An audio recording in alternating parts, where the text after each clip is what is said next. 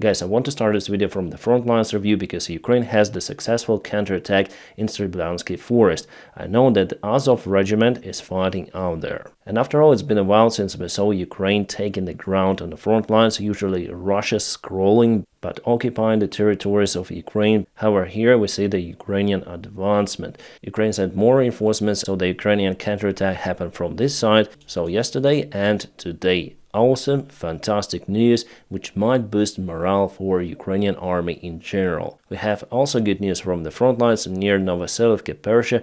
Russia wasn't allowed to advance towards this settlement. The Russian strike attempt again was repelled by Ukrainian counterattack from this sector. Let's check out the timeline yesterday and today, so Russia was forced to retreat. Basically, it opens the bottleneck for the Ukrainian army group which is placed in those fields. So now it's not so critical for them to leave this area. However, Russia, I predict, still will advance towards this place. And now let's go to the Kharkiv region city of Vovchansk and the Russian trapped units in Aggregatny factory. Just over here. Here you see those signs. It means that Ukraine is using some of the aviation bombs to target Russian positions in the city. Later on in this video, I'm gonna show you some of the screenshots filmed by the drones. Here I would say that Ukraine has even the advantage over the Russian aviation.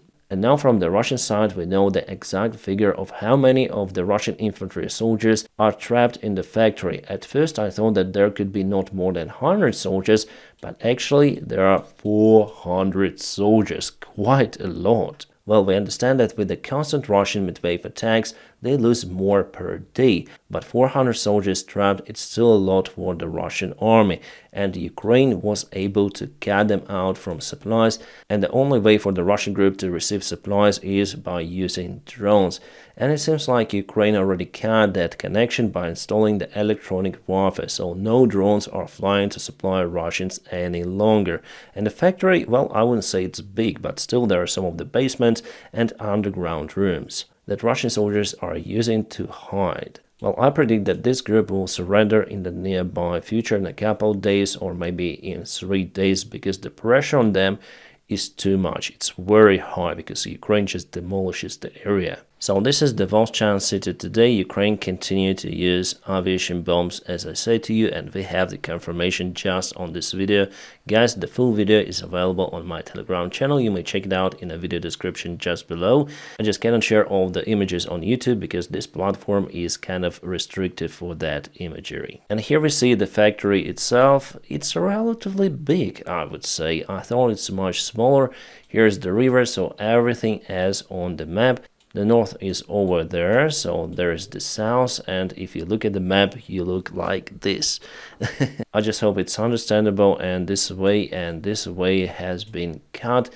And let's see the video itself. What happened out there? Well, Ukraine continued to use aviation bombs, gliding bombs, whatever. The Russian soldiers are really struggling in this factory, so yes, I predict that they would have to surrender after all. For the Ukrainian counteroffensive in Vovchansk, obviously this threat should be eliminated, and Ukraine is doing well to get rid of it. Also, I think that in the nearby future, Ukraine will go to this area, liberating those quarters. At least we see that Ukraine is working a lot using aviation bombs over here, as well as artillery and drones, so Russia really stuck in Vovchansk.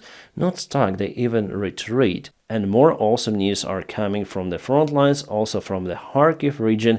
Ukraine is now counterattacking in Hliboka village. 1 month ago, Russia took this village under their control, and now you see that it is a successful Ukrainian counterattack. Well done, Ukraine, well done. Definitely, the Russian military command is in shock. My friends, if you want to support the job that I do on YouTube daily, you may also consider joining my Patreon page. It is available in the video description just below. Thank you so much for your awesome support. You really help my job to continue. Thank you. The new Kharkiv front line started as the propaganda fairy tale from all of the Russian military bloggers and their official propaganda media, but now it turns to be a big disaster for the Russian army with severe losses. What was the main reason to attack Ukraine in the sector? Well, I'm out of clue. Well, maybe to attract more Ukrainian forces to this region, but Ukraine has also some of the reserves, and for the last months, by the way, Ukraine conscripted lots of the army men, also police servicemen and ex-military, who already know how to deal with guns and rifles, so I hope they will be more professional compared to volunteers or mobilized soldiers without any military experience. And with the new military aid coming, it should work for Ukraine, so Ukraine still has some of their reserves. For the last 24 hours, the only place where Russia moved and took the ground is in Krasnogorovka, in this area. So we may check out the timeline. Yesterday, today, they've took this quarter, that's it. They're trying to occupy Krasnogorovka for already 2 months. They have a new road of death out there, and definitely the situation for the Russian army is not nice in this region. And the only tactical success for the Russian army could be if they move to this crossroad and cut this highway, the supplement logistic line for Ukraine towards Konstantinivka and Chasiv Yar, but there are secondary roads which Ukraine also might use. So yeah, it's bad if they do it, but it's not critical for Ukraine. And also it will be very hard for Russia to do, because as you can see, there is also a war obstacle, one more river, and lots of the settlement. So Russia would have to expand their bridgehead in Novoalexandrovka, and only after that move forward. That requires lots of the resources. I wonder if they have those. And the next month, then most of the artillery shells are coming, probably F-16s. Russia, I think, will be stopped over here too. Alright, the sunrise in Rostov, such a beautiful one, and immediately there were some of the disturbances with electrical power supply. It means just one thing: the power plant was hit by the drone. Those videos were shared by the Rostov Telegram groups, and I would say they are legit. Russia is cutting the electrical power supplies in Ukraine by hitting the generator facilities, so Ukraine, I think, has the full right to do the same in Russia, especially if this local power plant is used by the Russian military. Well, actually, it was kind of the interesting day in Rostov. This morning, some of the prisoners escaped their cells, and they took the guards and some of the officers as hostages. Somehow, they also had smartphones with internet access, and they start to record the videos, demanding some of the evacuation vehicle. Well, Russia sent one of the vehicles to the place. Russia sent its ambulance, telling that it's the evacuation mobile for those prisoners who escaped and took the hostages, but at the same time, under cover of this vehicle, Russia sent the special forces who completely, well, how it's better to say, for YouTube. Let's say they removed everyone totally. Except some of the hostages. On this video, I saw that at least one hostage survived. About others, well, I'm not sure, but Russia officially stated that all of the attackers are caught now and hostages were rescued. Probably it might be like that. Also, there's the confirmation video that was filmed right after this special operation, definitely showing that all of the prisoners are caught. The prisoners were extreme fanatics, jihadists, but something tells me that Russia will again blame Ukraine for this act. As you see, compared to the Crocus case, Russia reacted very rapidly and strongly. Ukraine continued to use the FPV drones to hit the Russian surveillance drones, like for example this Orlan 10, which was targeted or hit by Ukrainian FPV. After multiple attempts, it was successful strike by Ukrainian drone operator. Awesome job. I think it's already the 5th video of that kind that I was able to find in internet. And Ukraine is doing it for a purpose, because the altitude, as you can see, it's very high. It's very unusual for the daily FPV drone operation. Alright, Ukraine has presented some of the new modification of the drone boats. It is called Stalker 5.0. The price of the drone is 60,000 euros. The range is 600 kilometers and the weight of the warhead or the TNT on board is 150 kilograms. Not a lot compared to the Sea Baby, but this drone is smaller a little and I would say more maneuverable, probably because of the size. The connection with the operator is based on the Starlink system, and the terminal of Starlink is probably over here or maybe over here. Right, just few words about the peace summit on Ukraine, which happened in Switzerland. There was the joint statement from the majority of the countries, so communique, but not all of the countries presented signed it. Just majority for this moment, 78 of the countries, and I think 15 of the countries decided not to sign it. But what was finally stated by majority, let's say, the Zaporizhzhia nuclear power plant should operate under Ukrainian sovereign control. So basically it means that it should be returned for Ukraine for Ukraine is kind of critical because Russia hit the majority of the Ukrainian coal power plants and hydroelectrical power plants, so the only energy generation possible is the atomic one. At the same time, in 1 month, many of the Ukrainian reactors will go for the regular maintenance. It means that the situation in the energy sector would be critical for Ukraine for sure. One more reason to return the power plant to Ukraine is because Russia basically blackmails Ukraine with that power station. Zelensky said that we are getting closer to that move to return the station, but after all, I don't think that Putin is willing to return the station for Ukraine. The second point is to renew the access for all of the Black Sea and Azov Sea marine ports for any kind of the site, Russian or Ukrainian. Here I think that Russia might agree because Ukraine has many of the tools to cut supplies also for the Russian civilian marine fleet for Novorossiysk port or Sochi, for example, because Ukraine has numerous of the drone boats and also UAVs, which are capable to reach all of the destinations around the Black Sea. Basically, drones force the Russian Navy to stay blocked in their ports. But at the same time, the Russian marine fleet still possesses the threat for Ukraine, for its ports and supplies, because the Russian ships and submarines might launch cruise missiles to target Ukrainian grain ports, as Russia had done it before. So maybe after all, if there is the threat for the Russian side too, they might agree on this term. And the third one is the total POV exchange, everyone for everyone. Here I have some of the doubts that Russia might do it, because there are some of the statements from Kremlin speaker Peskov who say that they are not willing to exchange everyone for everyone. Also, civilians who were taken out by Russia from Ukraine, especially kids, should be returned back. But here is one more issue. There is the part of those civilians who fled Russia already and they are staying in European Union countries or elsewhere. So yeah, Russia took them from Ukraine, but some part of those people are now refugees in Europe. They crossed the border already to the peaceful countries, so Ukraine will have no chance to return those. However, still there are lots of the kidnapped children in Russia suffering, so those should be obviously returned back to Ukraine, and that's why actually Putin has his warrant, because of the kidnapping. Well, sometimes we see that Russia returns Ukrainian civilians back to Ukraine, but it is not happening very often, so it should be settled. How? I'm out of clue, because some of the kids already were adopted by the Russian parents, the new parents as they call, and being raised as Russians. Russia just erases Ukrainian identity in Ukrainian children. In European countries, or for example in Canada or United States, Ukrainians still may carry their identity, but in Russia they're not allowed to speak Ukrainian, they're not allowed to show that they are Ukrainians, so they are raised, as I say to you, as Russians. Vatican, so Holy See, will be a mediator between Ukraine and Russia to return all of the prisoners of war and Ukrainian civilians, including children. Alright, so what countries refused to support the final communiques of the proposition of the peace meeting?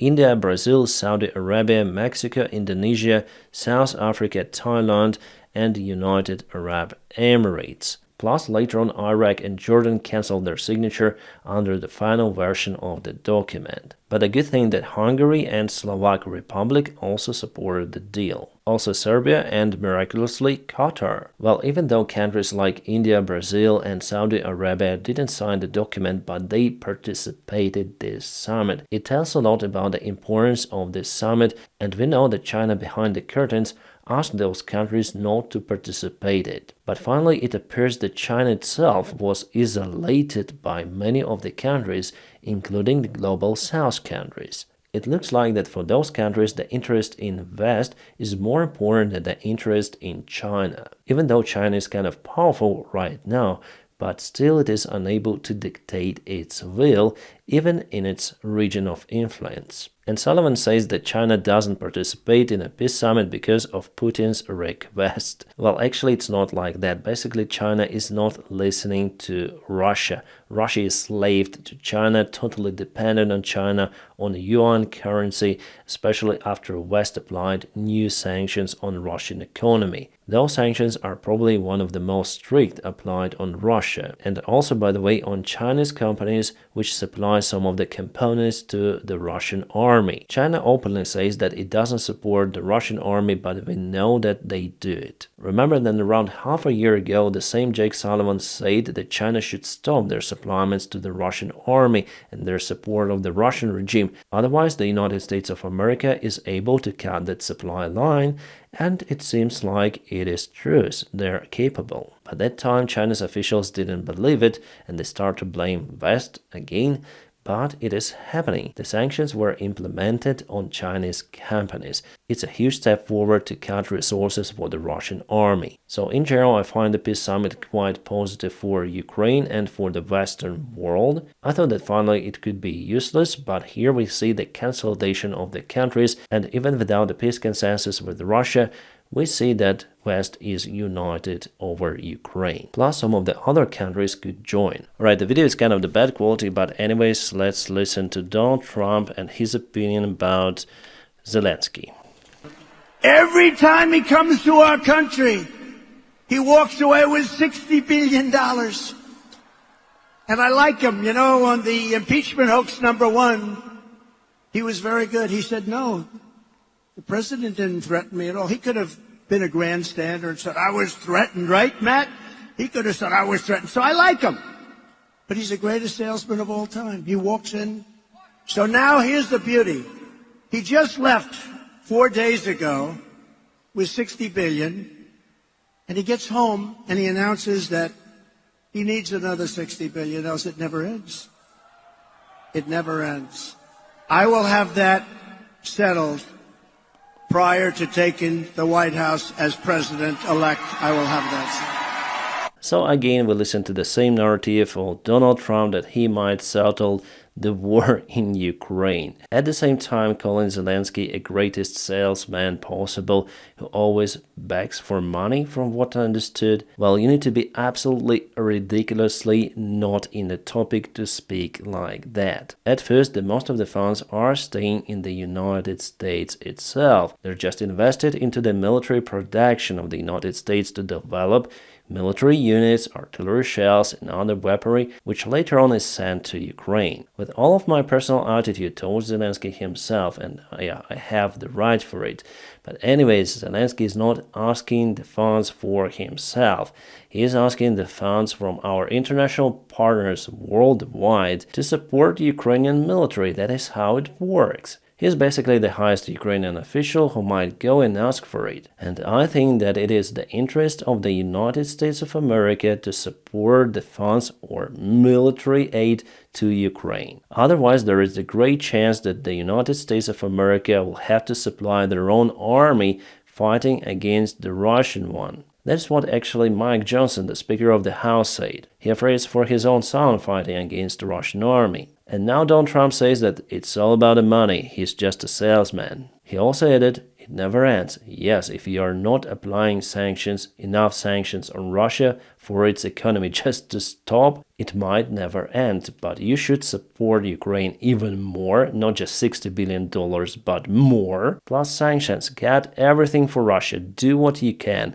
But no, he is complaining about Ukrainian bill as something really bad. Ukraine is stopping the Russian army, the biggest nuclear power in the world, a possible direct enemy of the United States, the country with crazy leader Putin who says it openly that West is his enemy, and now we complain that Ukraine begs for money. Well, Donald, be honest, you want Ukraine to lose. Americans, my friends, if it is your next president, we are in a deep shit. At least from what he says, I see it like that. Trump supporters, sorry, I say what I say. I think like that.